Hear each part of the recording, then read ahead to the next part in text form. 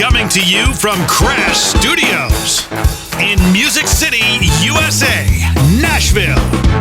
This is the Rich Redmond Show. Today's guest, guitarist and composer, Tony MacAlpine. And now, Rich Redmond. What is up, rock and rollers? Rich Redmond here. This is another exciting episode of the Rich Redmond Show, brought to you by the School of Rock, coming to you from Music City, USA. This is the place. This is the last train for the music business. It stops right here. Choo-choo! Everyone is coming here. It's fantastic. It really is, Jim. It's been quite enjoyable. Jim McCarthy, JimMcCarthyVoiceovers.com, my man about town, friend, co-host, co-producer. I just want to thank you for being my co-host and partner in this. Yeah, no, you are. That's your job. But you know, your shirt looks really good today. We're always talking about your branded shirt because you have so many businesses. You're such an entrepreneur, and you always have a logo on your shirt. I do. Your new shirts have buttons and zippers, and I'm really proud of you. Thank you. Yeah. Am I being more stylish? You're trying, man. I've got the dad bod. I try to rock it. Okay. I mean, it's... If I was married to your wife, I would have the dad bod too. Well, she cooks really well. She cooks amazing. And, you know, if you're going for the look of Bruce Willis's fatter older brother, that's basically the kind of look that I emulate. Right, man. Well, I hightailed it over here this morning. I did a cool team building corporate rally speech for this group called the Scandinavian Tobacco Group, and they basically they run the cigar mafia of the world. So it's kind of like the eyeglass industry. You know, the eyeglasses. There's all these different brands, but there's only a few companies that make the eyeglasses. Yeah. And so all your favorite cigars, your Cohibas, your Macanudos, they're all coming from this Scandinavian group, and they're just delightful people. And I got to play drums for them and talked about my crash course for success philosophy. It was awesome. It's like oil filters, right? Oil filters. Yeah. They all go down the same production line. One way, they'll be forked off to go there to be labeled as a Fram. Yeah. And the other way, they'll be Motorcraft. I don't really know. I really don't know if they're that mass produced because they're handmade. You know, I'm sure there's some machines involved. But anyways, I got lined out with all sorts of fun cigars that, you know, the older you get, it's just fun to have those moments over a nice glass of Pinot or a nice cup of coffee, and you share those moments with friends. What is your cigar of choice? I've been trying different ones all the time. I like the bolder ones because when you sit down and you smoke for an hour and then you get up, you're like, whoa, it's like a serious, it's a serious buzz. But I'm not supposed to be talking about that stuff because our show is brought to you by the School of Rock. But as always, I'm so excited about our guests, and we are really, really, this is a real treat today because in our studio is one of the greatest guitar players in the world. He has a massive body of work. He's in town in Nashville this week to play the High Watt, and he's on a 3-month tour, Mr. Tony MacAlpine. How are you, my friend? Yeah. I'm good, Rich. Oh, man, thank you for being here. Oh, thanks for having me. You know what? You're so approachable and likable and sweet. That's what they sometimes say. Now, also in on this conversation is Josiah, or Joe, as I call him, your manager. That is correct. He's the muscle, man. Listen to that voice. He's got the radio voice. He's got the muscle behind the voice. You really do. I attempt it. Man, I remember, now I went to North Texas State. First I went to Texas Tech University, and then I went to North Texas, which is like very steeped in like 1950s jazz and big band and all that kind of stuff. But I remember being in college and everybody would be like listening to your records. You kind of like, you've been in this a long time. I mean, 3 decades as a successful musician, 13 studio albums. Man. Yeah. This is to be celebrated. I've been at it a while. Are you still super excited about the music industry? Does it excite you like it did in 1985? A little differently, but yeah. I went to college to study music, and I'm doing what I want to do. Yeah, and was at University of Hartford? I went to Springfield Conservatory of Music for 12 years, then University of Hartford. Okay. Yeah. And then you were influenced by classical composers. I can hear that in there. Is it Chopin? Well, the whole classical... Neoclassic. No, but the whole classical history of music, I can't really say it influenced me, but it was a start for me. I started when I was 5. Right. So, wow, that is so young. Wow. I started playing drums in 1976. Yeah, dinosaurs roamed the earth. There you go. So it was an acoustic guitar. That I started with? Yeah. Was it? Or? No, which is my brother played guitar, so yeah. I used to fiddle around with his electrics when he left, and he always threatened me, told me never to touch them. Well, Yeah. I did. I figured it out. Does he still play? Yeah. Nice. I'm sure he's proud of you. Yeah, he is. Did he go into something else? Like, yeah, I guess he did. Yeah. Yeah. Yeah. Yes, it did. Yeah. Does he come to some Tony MacAlpine shows? Yeah, he does. Yeah? Yeah. He just wants to go backstage and like see all the, everybody thinks backstage is just like, Sodom and Gomorrah. It's like in red velvet ropes and Yeah. it's Studio 54. It's like sweaty cheese and Sometimes it's a broom closet. road cases. Well, you guys, I wish we could put this out before this happens, but even if we put this out Friday, you will have already played your gig at the High Watt here in Nashville. That's a nice room, right, Joe? It's a great room. And it seats like 300 or something like that. It's a nice general it's a nice admission. comfortable cap. It's one of those rooms where you have elbow room, breathing room. Yeah. And they have air conditioning always, which is Now that always helps in a nice rock show. So what time are you guys hitting the stage? we start. There are a couple locals. We always like supporting local music scenes. Some people don't like that. We embrace it and love it. That's beautiful. We have a couple local progressive rock bands that are playing, and we're excited about that. And then we have another group named Shireman that is on the tour opening. So we hit the stage about 9:30. Nice. I like that. God, I wish I could be there. I am going to be somewhere in Dallas, Texas. But I'm going to get some Tex-Mex, Oh, yeah. I'm definitely going to get some Tex-Mex. So what I always think of, like multiple acts, like 4 acts on stage. How do you handle the drums? Are we all sharing the drums? That's always the thing, Well, what we're doing, Achilles Priester is drumming this tour. Wow, that's amazing. I met him at a party one time. Oh, did you? Nice young man. At a Sabian party. Was he wearing men's clothes? Oh, wait, Yeah. you gotta watch the content. Oh. But we're direct supporting the band Sons of Apollo, which is Portnoy's band. Portnoy's band. We're doing that direct support slot, and for those shows, I should say, we are going to share a kit just to cut down on time. Yeah. But both drummers get to use their own kits on our headliners. Which will be a But it's blast. Portnoy's band, but who else is in it? It's Portnoy. It's Jeff Scott Soto on vocals, Bumblefoot on guitar, Derek Sherinian, Portnoy's old Dream Theater mate, on keys, and Billy Sheehan on bass. That's beautiful. Yeah, Man, I was in a band for a nanosecond called The Fell with Billy, but we just realized this is a great musical product, but with all of his bands and my band, how are we going to be in the same place on a Saturday? There's only one Saturday a week. How do you pull it off? So I don't know how that all worked out, but I saw you guys play, it must have been 6 months ago, over at the End, and Billy was in the crowd, and that was fun, and Gergo Borlai was playing drums for you, and Monty Pittman was on guitar. Yeah. That was a fantastic show. Well, thanks. It was fun. Yeah, it was fun. the End. I learned the hard way is a beer-only establishment. Oh, yeah. Beer only. It might be a cash-only establishment. You're not into the liquid bread. We interviewed a drummer who's really, really into fitness, and he said, "Never touch the beer. It's just Mate. Yeah, it's just farty. Throw a and- shrimp on the bobby, mate. It's farty and bloaty. Come on. So obviously, this is a timely thing that we've been talking about. The passing of a musical giant, Mr. Neil Peart, at 67 years old, and we kind of found out about it sitting right here on these Right in the middle of the microphones. show. Jim broke the news to us. Did you have any interactions with Neil over the years? Other than the management, we never really personally got anything together. But musically, he was an influence on So many. the whole cause. Yeah. But you worked with so many great drummers. We're talking to Steve Smiths and Ray Luzier. Did you work with Ray? I never did. No. Dennis Chambers. Yeah. Like, who are some other favorites? Can you talk about favorites? Tommy Aldridge. Tommy. Dean Castronovo. Dean. Yeah. Just. Dean's a monster. Oh my goodness gracious. Man, Yeah. great singer too. Yeah. Epic. Just epic.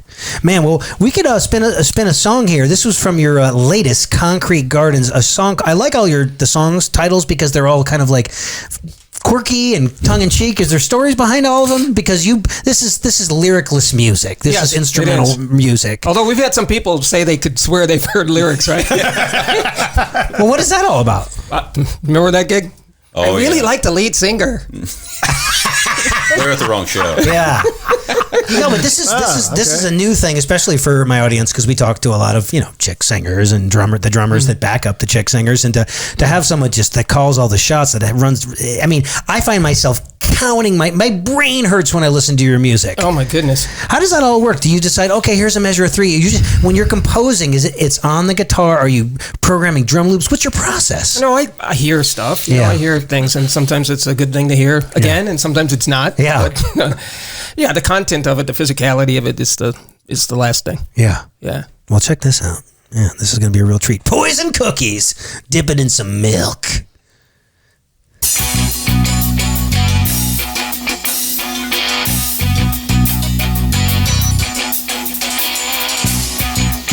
Jim's over here counting. You know me too well.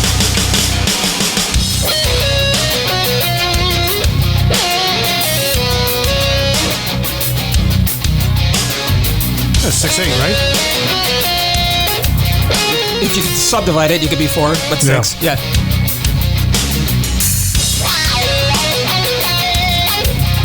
Look at 1, 2, 6. Yeah.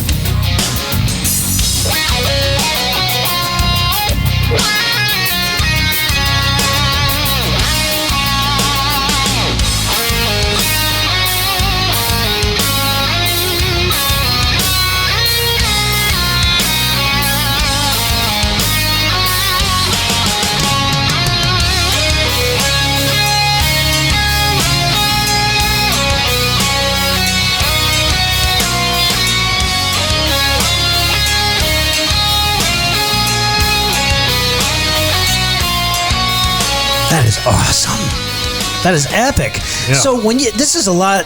Something tells me that you guys might rehearse longer than the average Americana band. 3 chords and the truth. Like if you're getting ready to go out on a tour, how long do you guys rehearse? Well, the band rehearses pretty long. Yeah. I mean, they're rehearsing now. Yeah.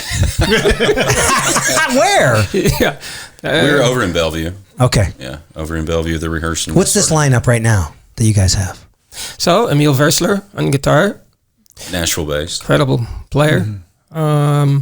Mark Michelle on bass from Scale the Summit. He's in Watermox, Nashville based modern rock band that Dave Mustaine is managing right now. Yeah. Incredible. And Achilles Priest. He's in town too, isn't he? Mm-hmm.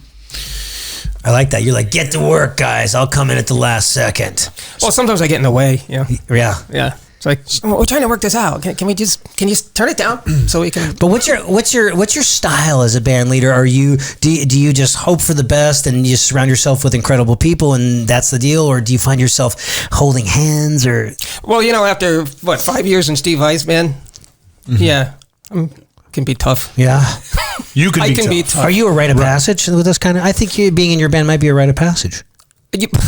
But, I think what I do mainly it's like we work really strongly in different parts, like the bass and the guitar. The bass and the drums will get together, work things out. Emil and I will work things out, and then we put everything together. Well, talk to us about your time in Steve Vai's band. When was that, and what was the takeaway? Well, Steve at some point in time needed a bass player. He needed a guitar player that could play keys at the same time. Yeah, and then I guess I worked with Billy. Mm-hmm. And I worked with Virgil, so my name came out of the hat. And I've known Steve, and it was just fun to go down and jam it out, and worked out. You know what I like about you guys is the fact that I feel like the sound of your guitar. It's another instrument. It transcends the instrument. It's like an alien playing the guitar or something. It's like a whole other thing. Yeah, that's very, very cool, man. So with you and Vi in the same band, am I correct? Yes. It's like 2 massive guitar virtuoso egos in the room. How does that? You guys got to play off each other. You're assuming. Don't forget. But Billy, no, you've got not an ego, but you know what I mean. Just massive influence. Don't forget, you're leaving another guitar player. Billy Sheehan was in the band too. So then of course bass. Dave Weiner was in the band too. Right. So it's like, yeah, it's incredible. But I mean, it's like, so you guys just kind of hand off. That's the way it would work. We did what Steve asked us to do. Right. That's what we did. And only that. and you guys look great. It seems to me like every time I see Steve Vai, I'm like, this guy sold his soul to the devil because he does not age. He's like Paul Rudd. He was the devil, remember? He was. He was. Yeah. What movie was that? Crossroads. Yeah, with Ralph Macchio. You're right. He did play the devil. Yeah. Wow. And he was in the movie I did, Crazy. Yeah. Where you played Wes I Montgomery. played Wes Montgomery in that movie. It's called Crazy? Yeah. And when did that come out? Yeah. It's 2005, maybe. Yeah. Something like that. Oh, is that? And it's so yeah. Everybody check that out on IMDb, and I bet they can get it on Amazon. Oh yeah. Probably. Yeah. I got to check that out. Very, very nice. Well, I like to talk about music education because I'm a product of music education, and when I always got to give props to our sponsors, School of Rock. There's nearly 250 locations around the world, and my friend Angie and Kelly McCrite, they run a tight ship. I mean, they are cranking out some of the best music students. So you parents out there, I know your kids are playing Fortnite. I know they might kick a soccer ball every once in a while. Maybe they know how to play chopsticks on the piano, but you want to get them in something really cool where they can be surrounded by other individuals and learn cool life skills like persistence, determination, working in a group, taking direction. They're going to learn drums, keyboards, bass, guitar, learn how to front a band. So get them involved with the School of Rock. There's 2 locations here in Nashville. Nashville at schoolofrock.com or Franklin at schoolofrock.com. Tony, what's your thoughts on music education and the state of music and where things are going? You're a product of music education. You probably had a lot of teachers, right? I didn't have a lot, but I stayed in the one conservatory for 12 years with the same teacher. Wow. Yeah, and that's like being a doctor. I mean, I am a doctor, but you're a guitar doctor. That's another interview on another day. But then I went to Hart College. I was there for 2 years, and then the second year I got a record deal. And that's when I packed it in. What label was the first deal? Was that Shrapnel? It was. Yeah. So that, for our listeners, that label had because we just had Ray in here, Ray Luzier, and he played on a million Shrapnel records. What a drummer! Yeah. Oh, he's fantastic. He really is. Matter of fact, right around the corner there, he gave me 2 copies of the new Korn record as an LP and Korn coffee. Awesome. Everyone's got coffee now. That's right. We need to be overly caffeinated. Corn coffee. I love it. We're going to try that out soon. Yeah, we need to. We do it. If I'm not mistaken, is that one of his trio records as well? Yeah. With And the corn Lynch coffee sitting on top. really? and Doug Penny. Yeah. Wow. Smells good. Yeah, I mean, Ray stays really busy playing the rock. I mean, he is always rocking. So I put this little custom playlist together. I wouldn't call it your greatest hits, but this is a song that you really liked called Serpens Cauda? Kuwata. Yes. Hooked on Phonics worked for me. Okay, I have to thank my wife for that title. let's hear a little bit of this. Here you go. Oop, let's backtrack. There we go. From the top.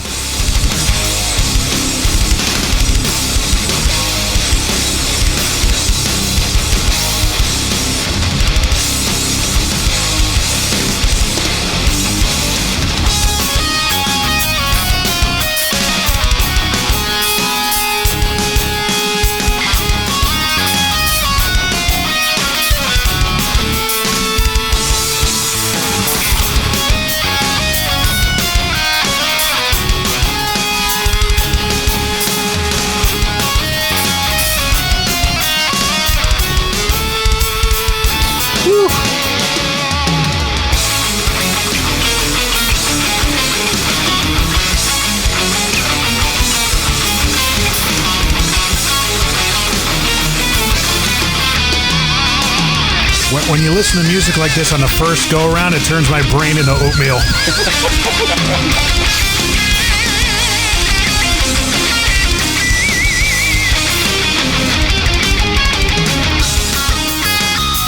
This is musical algebra. That's what it really is. I'm getting it.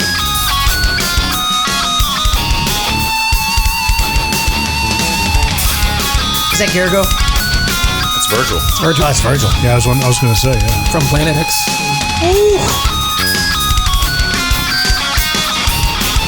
He's doing double bass, double strokes.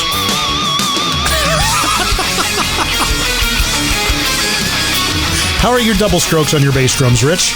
Very bad. I taught a couple of times at Thomas Lang's camp. He has these big beat bonanzas, right? And it was like all these shredders. It was like the kid from Animals as leaders, and it was like Chad Wackerman, and then he goes, "We're gonna have my buddy Richin from Nashville to go boom schmack," and we would all get together and like play, and I would be like bobo skagas boo boo, and everybody would be double and triple timing me. It was crazy, and then. And Thomas would be playing all sorts of like tambourines and second drums with his feet. Right. He was an octopus. Oh, yeah. And, another octopus is he's really, really great. He played on a bunch of Jennifer Batten records. Is Glenn Sobel. Yeah. I had him on an album. Yeah. Yeah. Which one? Oh boy. I had to ask. So this way, Josiah's a walking. This would be, I think, the 1994 record. Incredible. That Tower London and our set list is off of. I believe that's the one Glenn's on. So. Josiah, well, how did you? Because you manage a bunch of acts in this realm, right? Progressive rock, fusion metal. Yeah, I've worked with a lot of folks. What are some other acts that you're handling? Oh, I moved here about 6 years ago now. The first band would be the Aristocrats. Yeah, I worked with them. Neil Morse, who lives up, Neil Morse and Mike Portnoy, they worked together for 37 records, it seems. And actually, I hosted the Thomas Lang Drum Boot Camp up in White House about 3 years ago, and you came out and did a whiteboard off a dry song. And you were there? Yeah. Oh my God, that's crazy. But yeah, this scene here has really in the past 6 years. I tell everybody this is Southern LA. This is there's so much music, or sometimes they call it LA as Lower Antioch. Yeah, you know. So are you in Pasadena? Is that where you are? No, I'm in Kern County. Okay. Yeah. Okay, and he's trying to get you to move here. I'm trying. He's not. You don't want to move here? Maybe Well, the sun doesn't shine. We just got a nice house in up where we are in Seven Oaks. Yeah. I think we're going to stay there for a while. Yeah. Seven Oaks, Southern California. It's the Upper Ridge of Bakersfield. Oh, new yeah. development. Right. Yeah, it's more like Central Coast, isn't that right? Central Coast, California, Bakersfield? Yeah. I'm thinking of Baker. Never mind. It's hot. Yeah. The name matches the place. But I love the sun. I'm a sun worshiper, man. If there's palm trees, I'm going there. Yep, 118 degrees of sun daily is a little rough. That's a bad one. You gotta have a good air conditioner. Yeah. You don't need How long a have heater. you been out there? About a year. Oh, really? Okay. Yeah. And before that, where you were? Pasadena, and then you were at Pasadena for a long time. Yeah, it was. So California most of your career? Oh yeah, I moved to California right about when I signed the deal in the 80s. Right on. Yeah, I lived in San Francisco for a number of years, and Marin County. I love that It was a good time to go out Long there. Beach. Yeah. Whittier. I did the tour of California. Yeah. God, I love San Francisco's a wonderful. God, it's so open-minded and just so fun. You know, I had a good time there. Yep. I had spent a day there with Kara. We always end up talking a little bit about things like, marriage and relationships, and because we are in this crazy wild west of a no rules business. How do you have you? Are you married first time? How many marriages you got under? My band's got 13 marriages under our belt, and it's tough. This is my second marriage. Second marriage? Yeah. Not bad. Yes, we've been together for quite a while. Nah. We got married in 12-12-12. Yeah. Oh, cool. And her name's Begonia. And what does she do? She's my wife. Okay, I like that. Full time. Yeah. I just always like to ask, like, who wants to share their life with a shredding neoclassic guitar player touring the world? Yeah, she's actually is a musician. She went to Berklee College of Music. Great. Oh, nice. Yeah, and she has to deal with my nonsense. I love it. 24/7. Well, she gets you. I mean, that's the thing. It's like I've got a girl right now that gets me, and I'm about to. We're hard to take, aren't we? Oh my God! I mean, we're good guys. We're just gone all the time. It's funny. My wife has enjoyed hearing me play the drums upstairs. And she really liking it? enjoyed it. Yeah, she loves it. She's always loved it. It's when I'm like tapping on the, it drives her nuts. Yeah. She said, "Don't stop tapping on my table. I'm trying to go dinner. Go or play even your on drums." my lap. Yeah. Is there anything that what do guitar players do? I tap like that, which drives her crazy. So you're just drumming. I'm just right. I'm playing beats all the time. Yeah. Oh, you beats. Yeah, That's cool. playing drums. So at this point in your career, where you have all that facility and you have all those tens of thousands of hours of time in the trenches, with the metronome, like, is that still is it a regimen every day where you're on your instrument every day? No. No, I like to hear that because sometimes I don't want to get on my. I'm like, no, I want to live my life. I play piano more than any other instrument. Okay, Really? Yeah. Interesting. Yeah. because that's just a whole other thing. Yeah, and then I'm not really a metronome guy. Yeah. Because it doesn't really teach you any swing value. Oh, Yeah. So that's interesting. I'm kinda sure. steer away from that. I'm sure the listeners would be, really blown away by that because the way you can subdivide sextuplets and 30-second notes, you would think it would be like a guy that would be just always in the back of the bus. With Yeah, but the interpretation of beats has to be human-like. Yes. That's refreshing. A little bit of Which is breathing. what we learn with classical music. You know, Yeah. playing romantic music with. Yeah. Yeah, so what do you think of the state of pop music with everything being on the grid? I mean, there's a... Oh, I love music. Yeah. You know, Yeah. just what my approach would be might be a little bit different than the norm. Yeah. Now, for all of the guitar players that are hopefully listening to this episode, because hopefully we'll be expanding our reach now that we've had you on this show. Oh my God, what's the gear like? They're going to want to hear the rig rundown, man. You know, I'll tell you one thing. Gear's come a long way. Yeah. And it's great for people that start out in music, you know, and they need to play like late at night. You know, the stuff that they have with these apps and these amplifiers. I'm using these Hughes and Kettner amplifiers, which I've been using since the 80s. And now they have these things that it's incredible. You know, the red box is built in. You don't have to bother anybody and, you know, wake up the children and all that other jazz. And Do you have kids? No, I'm the child. Yeah. I'm a man child. He's got kids with a guitar. Jim's got three. He's got a long marriage. I don't know how you do it. And a kid who's just, man, he's killing it on the piano, man. Oh, yeah. We tried to get him hooked on the drums. He's like, but then he really took to the piano. He's going to be I have a feeling like in a year or two, he'll just pick up the acoustic guitar and go, I'm just going to try that. Yeah. And, you know, in 2 weeks, he'll be playing Eruption. That's really good. Yeah. Do you feel like your gear has remained somewhat consistent over the years, or was there a lot that changed from? I mean, we're talking about 3 decades of you cultivating this career. You know, I've always used tube amps, so that hasn't changed. Nice. Yeah, I'm not a solid state guy. That's consistent. The guitars are just amazing. They have been since, you know, the last 20 years. I think it's been such a big kick. I'm using Ibanez guitars. Nice. I'm using the EMG pickups and some custom wound stuff. And but really, I mean, a lot of the tone just comes from The tone is in your hands. Yeah. When I try to teach my little things with drummers, master classes and stuff, I'm like, guys, you can go to South Korea, get a backline kit, a CB7 drum head with old oil heads covered in duct tape. That's not going to sound that great, but you're going to sound like yourself because the tone is in your hands. Yeah, definitely. Take it with you. Yeah. You really do. That's true. Jim, what have you been dying to ask a guitar player of this magnitude? So you've been playing this kind of music for multiple decades. Is there something that you're just itching to put it, like, you know, surprise us? So, like, you want to put out a polka album or something like that? Have you ever wanted to get the country or do a blues album, anything like that? Or I had to laugh. That was good. Each record is something that Everything's takes a while to create. And, Right. by the time it comes out, it's already old to you. You know what I mean? As a creator. But I don't think there's anything that I'm looking at trying to do. Yeah. Right. It'll come to me, you know. As a drummer, you know, coming up, I listened to a lot. Portnoy was a huge influence. Neil Peart was a huge influence for me. You know, you see me sitting there counting the songs out, and it's funny. Once upon first hearing, it seems really complicated, but then you're like, oh no, it's actually kind of simple when you really think about it. In my development, and, you know, even though I'm a hobbyist, I kind of take solace in I just want to play the groove, man. You ever you feel like you're ever getting back to that kind of thing, or you want to get more and more complicated with the music down there? I think the music is a groove. I mean, everything we play, considering all the years I spent with Planet X and Dennis Chambers and Cab. Yeah. Odd meter's a groove too. And yeah. They do groove. You gotta find the groove. You gotta find the groove in groove to 7. seven 1, or 2, groove to 3, five or 4, groove to 5, 6, 7. 1, 2, 3, 4, Yeah. 5. That's how they play 7 in Nashville, folks. Yeah, there you go. Yeah, no. I think Jim was saying like groove, meaning like playing hyper simple, like 3 chords. Just, you know. So Jim got out of drumming and got into radio for 20 years, and now he's a professional voiceover artist. So, Jim, I forgot to tell you, the other day I heard you on the radio doing an ad for something. I was Really? like, that's my buddy. Huh. Yeah, crazy. Really, Howard?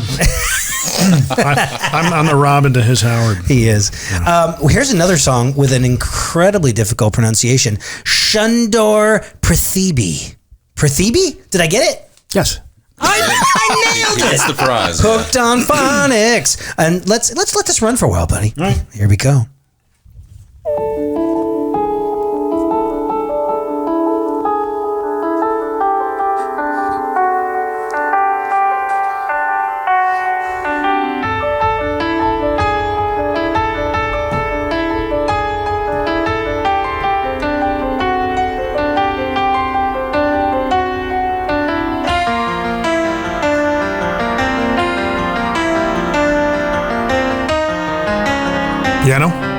And guitar. And guitar.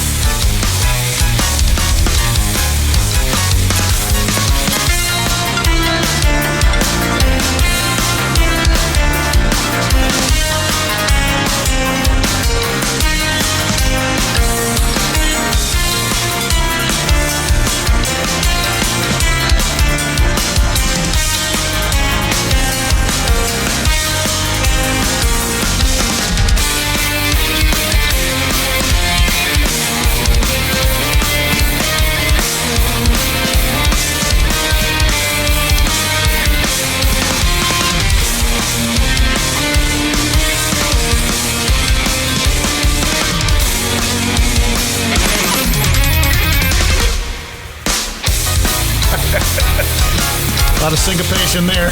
Nice. I was almost going to a very quiet, meditative place in that first part, and then sucker punch. That's funny. Very nice. Yeah, I know. It was like very just kind of like, man. It was a nice mood, but it was cooler than like George Winston or Enya, man. Yeah. It was like, it was way cooler. And then I heard the cymbal swell, and it's kind of like, oh, this is kind of nice. Like, oh yeah, start running.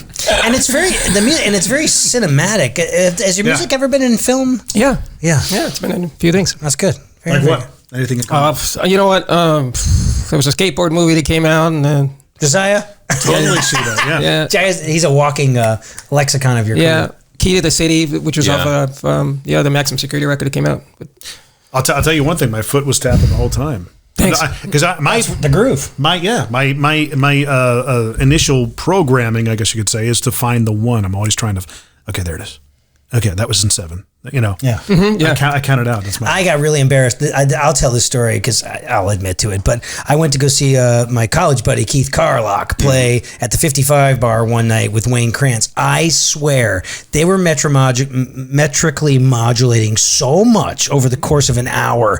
There was a solid 20 minutes that I was like, "You're a professional drummer and you can't find one." I was just like, forget it. What is that called? Metrically modulating. So kind Never of like, heard that. So if you're doing something like, what would be like, got 5 against 4, right? Mm-hmm. And then the syncopation becomes the new one or the new pulse. Right. Well, I mean, but also you could have a starting point that doesn't originate from the one. Mm-hmm. And then the listener would not hear one. Yeah. We used to do that in Planet X all the time with Virgil. Yeah. So we had a tune that was 5/4, but we started on 3. So it was rough. For us to play it also. Because we were like, where's 1? But did he come in on 1? And then you guys started on 3? Yeah, he came in on 1, and we started on 1, 2, bam, bam, on 3, 4, Oh 5, my 1, God. I think it's 3, funny. 4, yeah. I have a hard enough time explaining to my wife and family what a push is in a song, and we did that whole video breakdown of the. There's a new musical called Dear Evan Hansen that's taken over Broadway. Oh, huge! It's like the new Rent. It is, and it's on fire. There's a song in it. I call it the push song because it actually alternates between straight and push type of rhythms. Oh, that's pretty cool. Oh, I'm like, oh, there's a push song. But my wife's like, what? I said, "There's a push in here. It sounds like it sounds like the one, but it actually falls before. It's on the anaphore. That's really cool. Now that's I'm going to work on the next thing. Thanks. You're welcome, man. This song starts on the anaphor every time. You know what also is really embarrassing is when you hear some sort of like a lick or a riff and it just comes out of nowhere and then you think you know where one is and then when the rest of the instruments or the vocal comes in, you're completely wrong. I know. That's a crazy Well, one. with the Poneroff gig, because people may not realize that, Michel Poneroff, how many tours have you done with him? I've done 2 very long tours with him. Like he's He's a French pop star since the 60s. Oh, wow. Yeah, from the Johnny Holiday days and, Edith Piaf and all that. Yeah, he's still going and going strong. He's like a modern day, not a Sinatra. He's more of like a modern. No, it's rock. It's pop rock. And and I'm on the new record also. That's great. Yeah. So you're over in France and Europe a lot with him. Yeah, and I actually live in Spain too. Oh, so nice. My wife resides in Spain. I thought it was cool and had two living in 2 cities. You're living in Spain. Yeah. Do you speak a little Spanish? Little. She speaks perfect English. Oh, She went to college. We got this in America. And, So made things a lot easier. Totally. Yeah. Oh my God. Well, that is so enjoyable. That music is just really, really incredible. Tons of respect for it. Oh my God. Yeah, it's like those drumming DVDs you used to buy, like from Virgil or Portnoy and Neil. They should just label all the stuff you'll never be able to do. Did you guys see the kind of comic thing that Fred Armisen did? It was like a faux Polynesian Nightmare. That's really incredible. Did you rats. see his stand up for drummers thing? It was like he's basically it was pretty good. That's great. Is that where he's going flam tap? Yes. Flam tap, and he does nothing of what he talks about. It's like all just complicated drumming. And Fred, he really cops to it. He goes, what kind of music do you like, Fred? And he goes, I like all music except for jazz and classical. That's great. That is a big one. That's good. So how long is this tour going? How long is the tour going? It is 3 months. It's 3 months. 3 straight months. I like that. So January, February, March. January, February, March, we do string of headliners up to the Sons of Apollo leg. After the Sons of Apollo leg, we continue a second leg with Verlorner as the opener through North America, which is Emma Wursler, his second guitarist's phenomenal band. They're doing that. We'll finish that up in 2 months, and then we do a month of Europe. That's great. headliners. And the tour dates are all, is there a TonyMacAlpine.com? Everything can be found at www.tonymacalpine.com/tours. I love that. And this will be a thing that already happened, but I'm sure you guys are going to bring a lot of joy and happiness to all the folks that see you at the High Watt this Thursday. That's right in Nashville, Tennessee. Jim says we want to take, are you telling me you should take a break? We got some bills to pay, man. Oh, yeah, we do have some bills to pay. We're going to pay some bills, and we'll be right back. The Rich Redmond Show. We'll be right back. Well, our big tagline has been inspiring kids to rock on stage and in life. We changed it actually to inspiring the world to rock on stage and in life, because when kids are here, they learn so much more than music. They learn how to be on a team. They learn responsibility. They learn to take responsibility for their actions. They learn to organize their time. And we try to teach them, you know, not to be that person that nobody wants to be on a tour bus with. Connect with School of Rock today. Search School of Rock Franklin or Nashville. This is the Rich Redmond Show. So we're talking to Tony MacAlpine, TonyMacAlpine.com. All the tour dates for January, February, March are there. The High Watt this Thursday. And Jim, we were talking about the hobbies. Yeah. We're talking about hobbies. Tony's hobbies. Cowbells. And he said, riding his motorcycles, drinking beer, Not at the same time. expand. I did not say that. That's not what I said.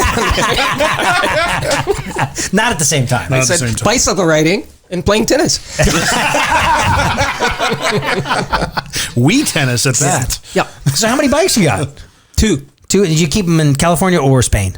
Both. Oh, nice. I have the first year that the Hayabusa came out in California, 1999, and in Spain I have a 2005 Hayabusa. Please tell me you wear your helmet. Of course, I grew up in a helmet place. Yeah, because I'm just the guy that, like, you know, as cool as I want to be, like, look, I'm never getting on a motorcycle Helmets because can make I you am look accident prone, man. Yeah, you have no choice in California. You got to have a helmet on. Well, you got to, yeah. And in Europe. And then you split lanes in California. I can't tell you the number of times I have almost creamed someone. I feel so bad. But actually, if you look at the statistics, it's much safer to keep moving. Smaller object. That's why the police do it. That's why it's Yeah, when you're stopped, you're prone to be hit, and that's happened to me and friends. Jeez. Because people don't expect to see something smaller in front of them. The light changes, the car's not there, they step on the gas, bang. Oh, there's the bike. Oh. Yeah. And then what was your, are you an IPA guy, or do you like just light beer? I like Belgian beers. Wow. Heavy and... Yeah, heavy.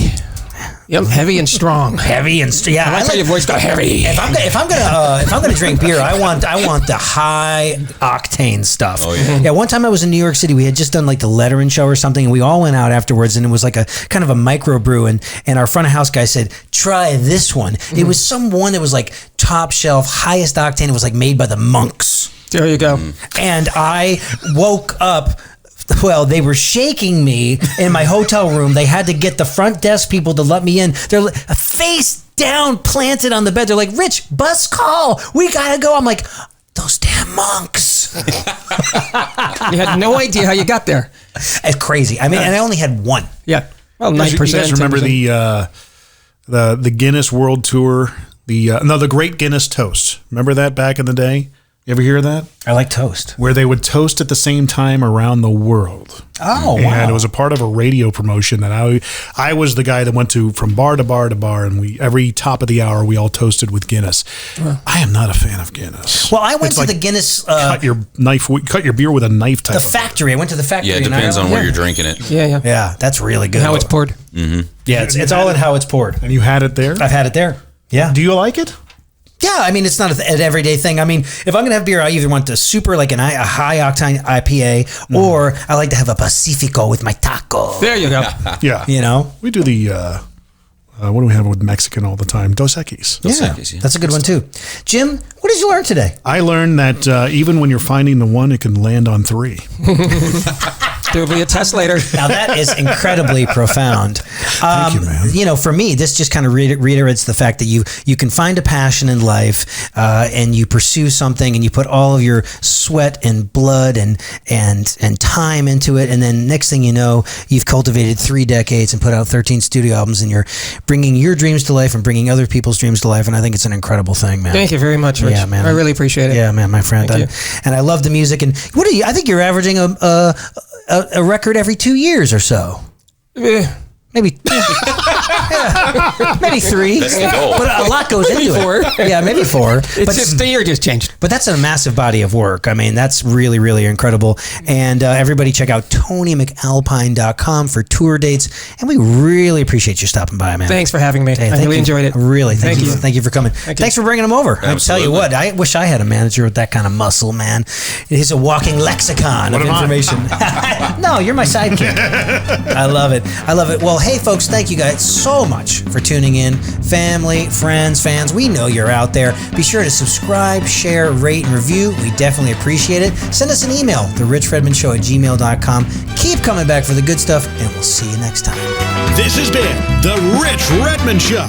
Subscribe, rate, comment, and follow us at richredmond.com/listen.